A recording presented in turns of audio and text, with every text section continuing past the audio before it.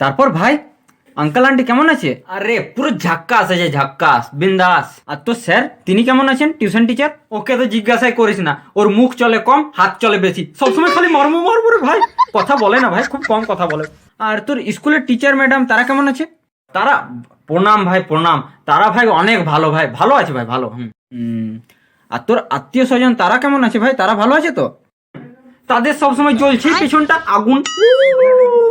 আচ্ছা ভাই, by the way তুই আমার খোঁজ তো নিলি না, আমি কেমন আছি তুই সবাইকে জিজ্ঞাসা করলি, তোর কেন খোঁজ নেবো বল? তুই কেমন আছিস কেন জিজ্ঞাসা করব? সেটা জিজ্ঞাসা করার মতন তো ভাই অনেক মানুষ আছে, জানি ভাই, তোকে জিজ্ঞাসা করার মতন অনেক মানুষ আছে, কাজে আমি জিজ্ঞাসা করব না। হ্যাঁ ভাই তুই ঠিকই বলেছিস একদিকে। হ্যাঁ তুই সত্যি করে বলতো, কেউ জিজ্ঞাসা করে না, কেউ খোঁজ নেয় না তোর? সত্যি করে বলতো। সত্যি যদি বলি ভাই তাহলে কেউ নেয় না রে খোঁজ, কে নেবে বল? কেন ভাই কেউ খোঁজ নেয় না কেন? সবার একই ধারণা, আমাকে খোঁজ নেওয়ার মতো অনেক আছে।